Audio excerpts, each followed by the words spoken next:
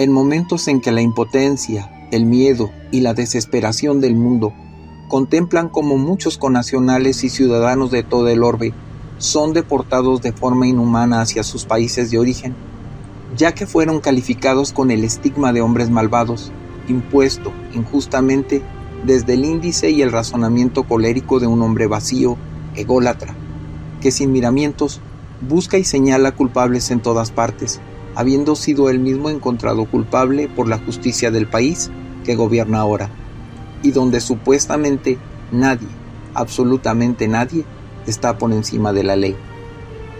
Sus arbitrarias comparaciones etiquetaron de manera tremendista a todos los inmigrantes por igual, confundiendo a los auténticos trabajadores que llegaron con el legítimo deseo de ganarse el sustento honradamente con la lamentable minoría de los verdaderos indeseables, que habiendo tenido un comportamiento antisocial allende la frontera, provocaron este terrible caos.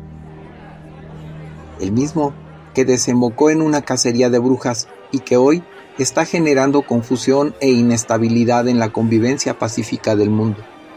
Sin embargo, su odio irreflexivo, cobijado bajo las luces del escaño más poderoso de nuestro mundo, no le permitirá razonar más allá de su abdomen, hasta que la economía de la llamada nación más poderosa del orbe tenga forzosamente que recular a tanta monserga, ya que sus excéntricas ideas, caprichos pueriles al fin, han empezado a frenar ya la economía incluso de sus propios gobernados, que empiezan a ver las consecuencias de la escasez de mano de obra en los quehaceres domésticos, la industria y el campo, y que empiezan a llevar a pique su propio barco. Quizás habría que decirle a este mimoso señor que México no es una nación de delincuentes, sino de gente trabajadora, que históricamente ha sido primera en muchas cosas, y he aquí algunos ejemplos que comprueban ampliamente la riqueza de nuestro patrimonio humano, económico, social y cultural. La Biblioteca Palafoxiana, ubicada en el corazón del centro histórico de la ciudad de Puebla, ha sido un refugio del saber y el conocimiento desde su fundación en 1646, año en el que el obispo Juan de Palafox y Mendoza, un gran erudito de su tiempo, decidió que dejaría la librería que he juntado desde que sirvo a vuestra majestad, que es ya de las mayores que yo he visto, así decía en su tiempo. Fue así como se inauguró la que es considerada la primer biblioteca pública del continente americano, con la intención de que fuera útil a todo género de profesiones y personas. Su colección, resguardada en estanterías de cedro, incluye materias como derecho, teología, estética, mística, entre otras. Su acervo de aproximadamente 45,000 volúmenes incluye 9 incunables. El más antiguo data de 1475.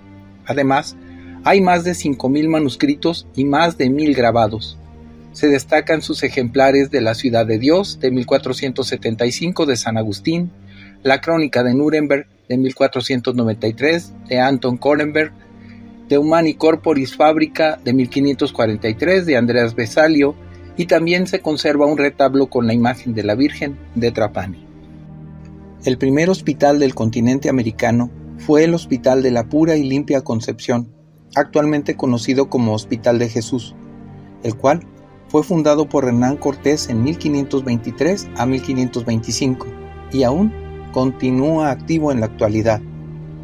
Ciertamente en la isla de Santo Domingo se fundó con anterioridad el Hospital de San Nicolás de Bari, fundado por Fray Nicolás de Obando, mismo que fue totalmente destruido en 1577 cuando el tristemente célebre pirata inglés Sir Francis Drake arrasó la ciudad de Santo Domingo.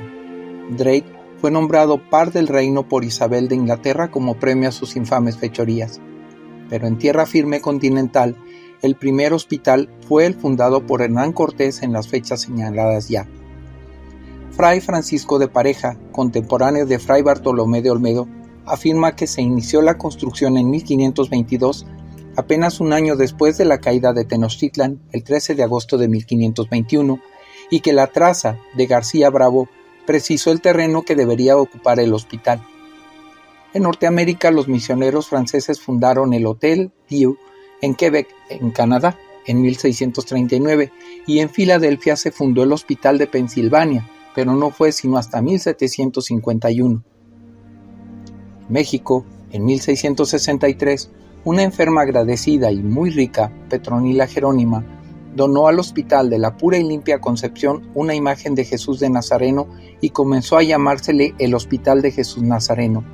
El sitio donde se construyó Huitzilán fue donde tuvo el primer encuentro de Cortés y Moctezuma en 1519. El sitio fue escogido por el conquistador. El primer director del hospital fue el fraile mercedario Bartolomé de Olmedo, capellán de Cortés. Los primeros médicos fueron Pedro López y Diego Pedraza.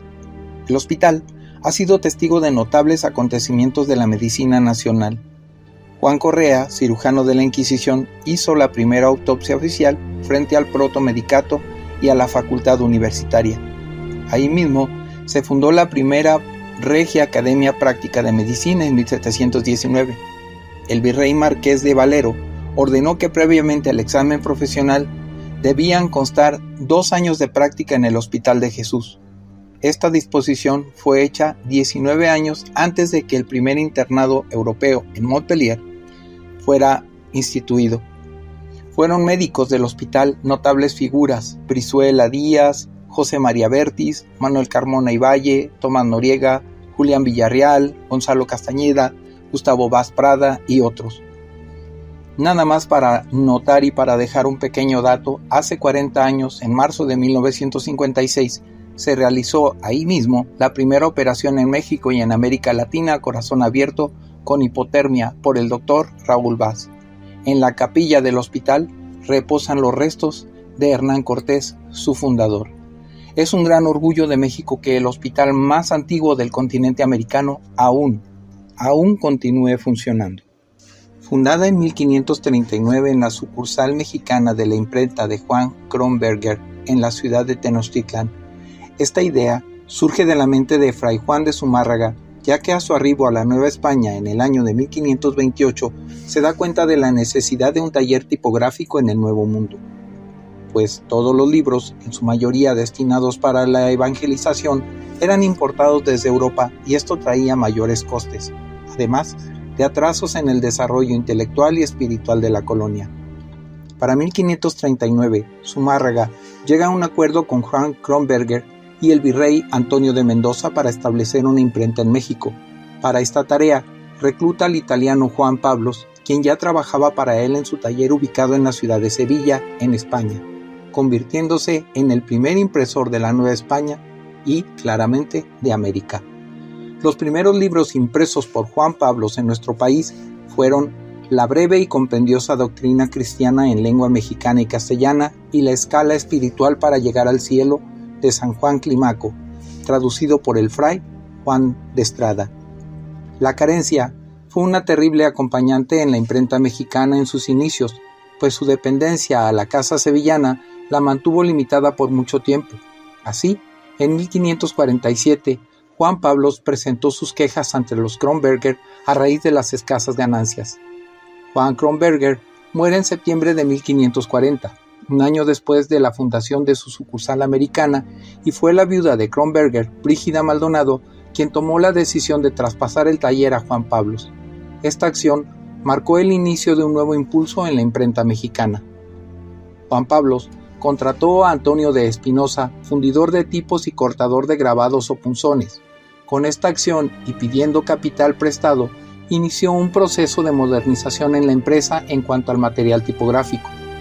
Imprimió algunos libros de la Real y Pontificia Universidad de México, fundada en septiembre de 1551, la cual es una de las universidades más antiguas del continente americano y que es hoy día la Universidad Nacional Autónoma de México. Esta solamente superada por 3 meses por la primera universidad oficial de América, que fue la Universidad Nacional Mayor de San Marcos, fundada en mayo de ese mismo 1551 en Lima, Perú.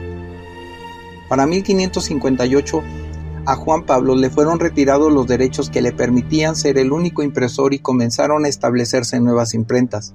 Al correr el siglo XVI, se establecieron en la Nueva España 11 imprentas más, entre las que sobresalen la de Pedro Bally de 1574 a 1608, la del francés de Rouen Pedro Ocharte de 1562 a 1592, que sobresalía por la calidad de sus impresos, y la de Antonio de Espinosa de 1558 a 1576, que editó el Missale Romanum. Mismo este señor que ya había trabajado anteriormente con Juan Pablos en la primer imprenta de América Latina. Allá por 1822, año en que fuimos imperio, ya en las postrimerías del imperio de Agustín de Iturbide, la Ciudad de México contempló un espectáculo curioso, el de la primera embajada comanche que vino a reconocer con la independencia al gobierno imperial y a firmar un tratado de paz y amistad entre la nación comanche y la mexicana. Los comanches estuvieron siempre en hostilidad con los habitantes blancos y autoridades españolas en los departamentos de Béjar y Brazos, en lo que hoy es Texas. En una proporción aproximada de 10,000 hombres, todavía en la estadística de Texas de 1835 hecha por el general Almonte, quien los clasifica como indios hostiles, y decía eran una tribu guerrera de buenos jinetes que tenían por armas el arco, la flecha, la lanza, el cuchillo y algunas veces la carabina americana.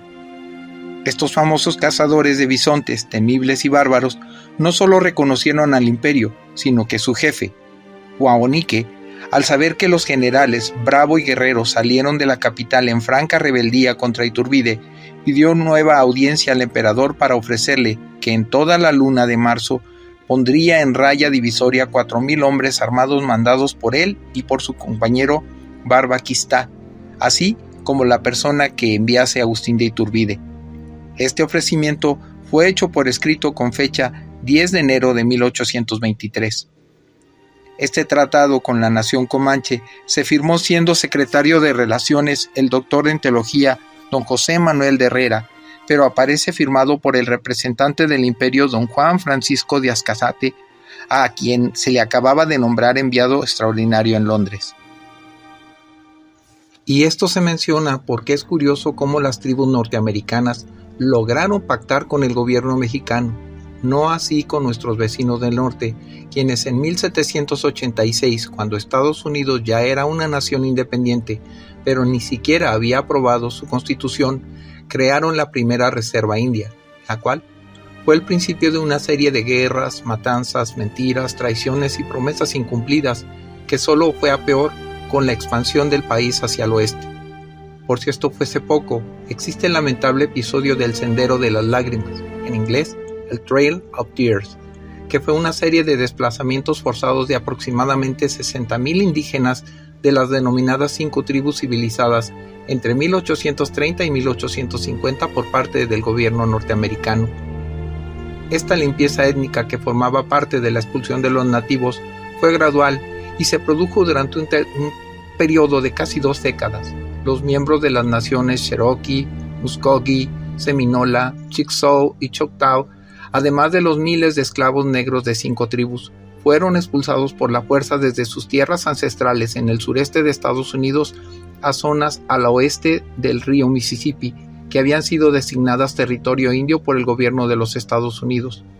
Los traslados forzosos fueron llevados a cabo por las autoridades gubernamentales tras la aprobación de la Ley de Traslado Forzoso de los Indios en 1830. El traslado de los Cherokees en 1838, el último traslado forzoso al este del Mississippi, fue provocado por el descubrimiento de oro cerca de Dahlonega en Georgia en 1828, lo que dio lugar a la ambiciosa fiebre del oro de Georgia. Esto con el sufrimiento y la muerte de muchos indígenas norteamericanos. Entonces, pues, quizá al colérico presidente norteamericano bien le convendría abrir un par de libros de historia antes de expresar tantas opiniones tan carentes de sentido. México no es una nación de delincuentes. ¿Los hay? Sí que los hay. Y los hay como en todas partes. Pero la gente buena y la que trabaja en México suman más. Y no es justo que a México o a las naciones hermanas que han aportado su grano de arena para engrandecer a la nación norteamericana se les etiquete de forma injusta por unos cuantos, y menos aún por una persona declarada ya culpable por la justicia de su propio país. México ha dado al mundo muestras de su ingenio y cultura a través de los tiempos, con pintores, muralistas, artistas, compositores, deportistas, poetas, cineastas, profesionistas y un larguísimo etcétera, entre los que se pueden señalar a Luis Miramontes, que en 1951 inventa la píldora anticonceptiva. Este invento no solo proporcionó a las mujeres control sobre su fertilidad, sino que también transformó radicalmente las normas sociales y económicas en todo el mundo. A el ingeniero electrónico Guillermo González Camarena, oriundo de Guadalajara, quien inventó un sistema tricromático para la televisión a color en 1940. Su intervención sentó las bases para la televisión a color moderna y cambió para siempre la forma en que vemos y experimentamos el entretenimiento visual. El ingeniero Jorge Matute Remus, también de Guadalajara, quien movió un edificio entero funcionando, dando muestra de una capacidad muy alta de ingeniería en todo el mundo. A la doctora e investigadora Tessie María López Goerne es reconocida internacionalmente por su trabajo en nanomedicina catalítica, que permite inyectar partículas en los tumores cancerígenos y mejorar la eficacia de los tratamientos contra dicha enfermedad. A Everardo Rodríguez Arce y su socio Luis Romero, quienes crearon la máquina que tiene la capacidad de producir cientos de piezas de tortillas cada hora. La única diferencia es que cuando se creó, esta producía tortillas cuadradas en vez de redondas. Fue hasta hace unos años después que otro gran ingeniero mexicano, Fausto Celorio, tomando como inspiración la máquina creada por Rodríguez y Romero, creó una versión mucho mejor que no solamente producía tortillas redondas como las que comemos hoy, sino también de diferentes formas y tamaños, y de manera totalmente automática, es decir, sin la intervención de un operador en medio del proceso de producción. A la Universidad Nacional Autónoma de México, la UNAM, la cual fue pionera en el mundo en el desarrollo de un sistema de educación a distancia a través de la radio en la década de 1920. Este innovador enfoque educativo ha sido adaptado por instituciones en todo el mundo, ampliando el acceso a la educación y transformando la forma en que se enseña y aprende. El ingeniero Juan Manuel Lozano Gallegos, inventor del jetpack, también llamado avión individual, que es una mochila que por medio de un mecanismo con propulsión permite impulsarse por el aire y volar por algunos momentos de manera controlada. Esta máquina, que además ha sido utilizada por el Ejército de Estados Unidos, fue inventada por quien, además de tener un título de física aeronáutica y ser piloto aviador desde los 24 años de edad, es el fundador de la empresa tecnológica aeroespacial mexicana. A Filiberto Vázquez Dávila, inventor de la tinta indeleble. Esta sustancia se utiliza principalmente en el proceso electoral para asegurar que sea lo más justo y ordenado posible. Cuando un ciudadano realiza su voto, se le marcan los dedos con este líquido y esto evita que pueda volver a votar. Gracias a los esfuerzos de este invento, no solo se ha jugado un papel esencial en las elecciones nacionales, sino que ha trascendido en muchos otros países, impulsando la democracia y la igualdad. Entre tantos talentos mexicanos que han aportado al mundo mucho, pero mucho más que aquello con lo que ahora se nos señala. Porque por muchos años México ha apoyado y ha sufrido al incómodo vecino del norte. Y bien decía el expresidente de México, Porfirio Díaz Mori, quien gobernó México de 1876 a 1911. Pobre México, tan lejos de Dios y tan cerca de los Estados Unidos.